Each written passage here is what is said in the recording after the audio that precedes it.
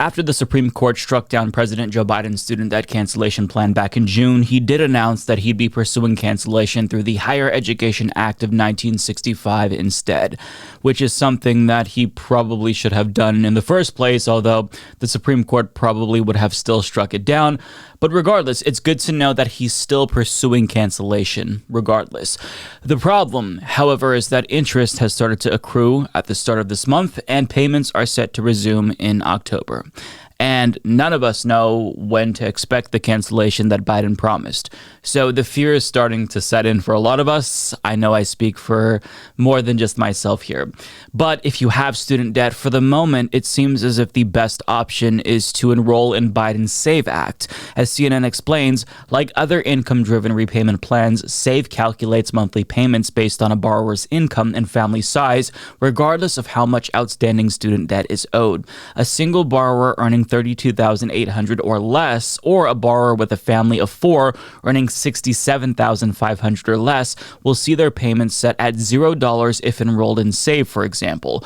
Also under SAVE, unpaid interest will not accrue if a borrower makes a full monthly payment. That means that a borrower's balance won't increase even if the monthly payment doesn't cover the monthly interest. For example, if $50 in interest accumulates each month and a borrower has a $30 payment, the remaining $20 would not be charged. Now, there's a lot more to it than that. Additional parts will also be phased in next year, so I'm going to link you to a Department of Education fact sheet, and I'm also going to link you to the application form for the SAVE plan, which I would highly encourage you to apply for as soon as possible.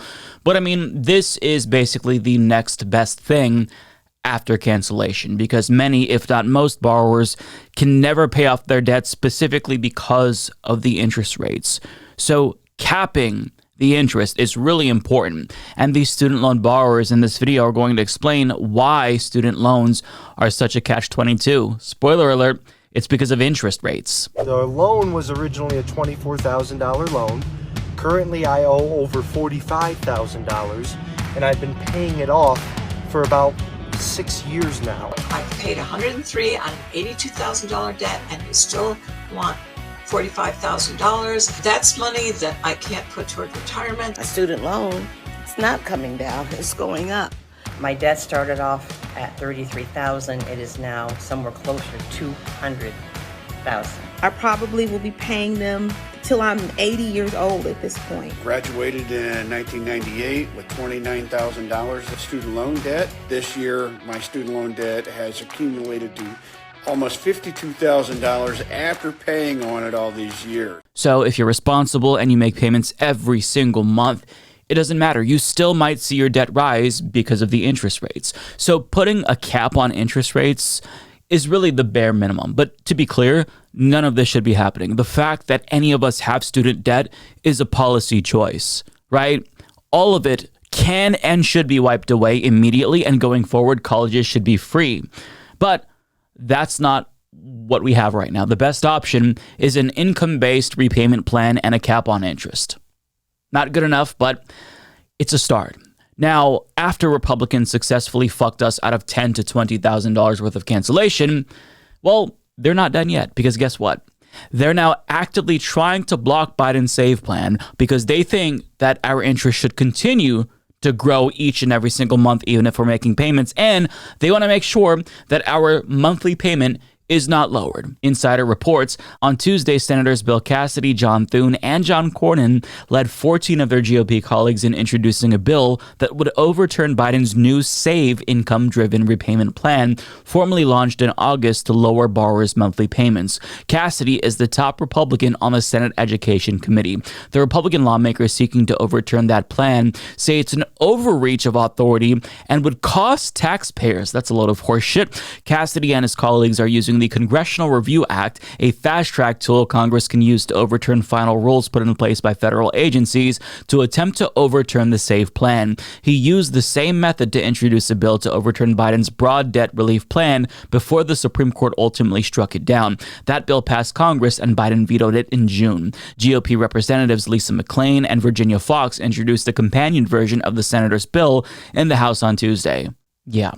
So this is not surprising, but regardless, it still makes my fucking blood boil, because we just can't win. We can't have anything. We can't have a measly $10,000 canceled. We can't cap interest. We can't even lower the fucking monthly payment that you already can't afford to make. They just want you strapped with debt as long as possible, so that way their donors in the student loan servicing industry can leech as much money as possible out of you until you fucking die. I mean, I honestly believe that Republicans are ontologically evil. They genuinely enjoy watching Americans suffer, and that fuels them. It gives them life. But they don't want to admit that, right? They don't want to admit that they just want to see you fucking suffer and be miserable. So they'll cloak their antagonism towards the working class in disingenuous concern for taxpayers. For example, Bill Cassidy said this about the SAVE plan.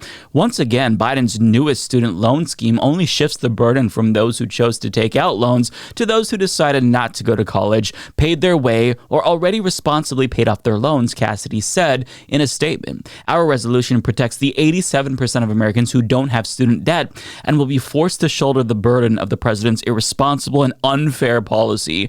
And there's more, because in a Fox News op-ed, he idiotically claims that the SAVE plan, which doesn't include cancellation, by the way, is somehow a bigger student loan handout. Make that make fucking sense. And in a tweet promoting his shitty article, he adds, President Biden's plan is not a fix. It is a politically motivated giveaway that forces taxpayers to shoulder the responsibility of paying off someone else's debt. We need real leadership to address this issue. And to be clear, when he says address this issue, he means do absolutely jack fucking shit about it. Now, ironically, this is the same cunt who voted for the GOP's 2017 tax bill, which cuts taxes for his rich donors and himself and his colleagues in Congress.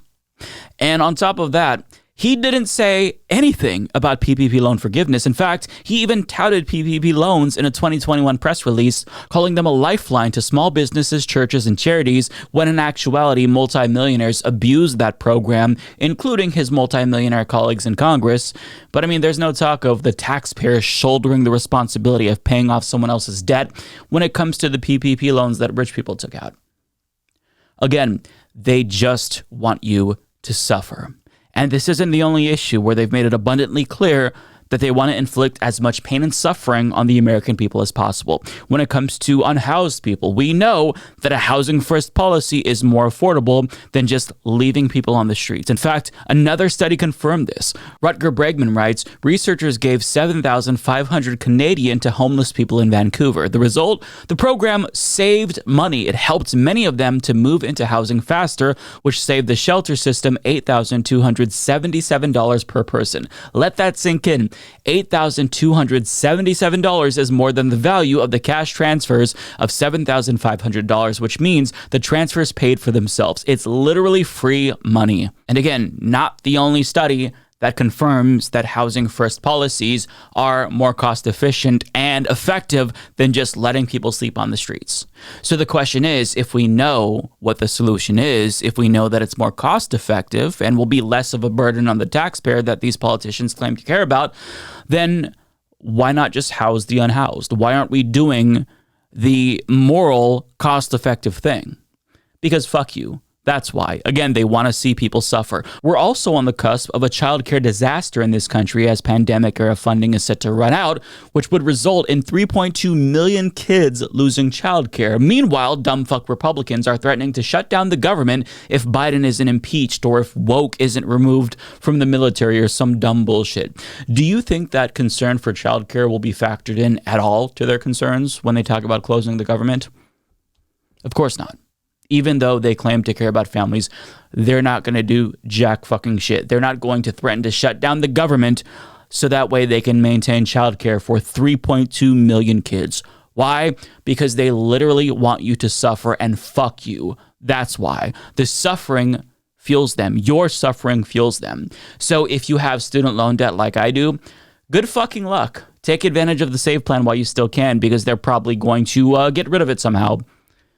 If they don't pass this bill, then it's going to go through the courts, and they're not going to let you lower your payment even. Because, again, the goal is to make you suffer as much as possible, and they're really fucking good at doing that. Really good at doing that. And I just got to say one last thing. Bill Cassidy, the person who is going after any meager attempt to mitigate this issue, he's one of the more normal and reasonable Republicans, because the other ones are fascists who want either a white ethno-state or death camps for LGBTQ people. That's the modern-day Republican Party. So, yeah. And one last thing that I want to end on here is that Biden needs to come out with a plan using his authority that he does have under the Higher Education Act of 1965 and just cancel all of it, 100% of it. Because if you means test it and you make people apply for it, you are giving Republicans time to take it on and cancel it through the courts, cancel the program that is through the courts. Whereas if you just zero out all of our balances, they can't do shit about that. And we will be eternally grateful, I guarantee you. But the system is working as intended, right? Capitalism is meant to make all of us desperate and deprived, whereas the rich, they benefit from this system, and they absolutely are benefiting from this current system, even if the government holds the overwhelming majority of student loans, because those student loan servicers are raking in a lot of cash from us. They are profiting off of our misery, but it's still fucking infuriating, even if I expected this.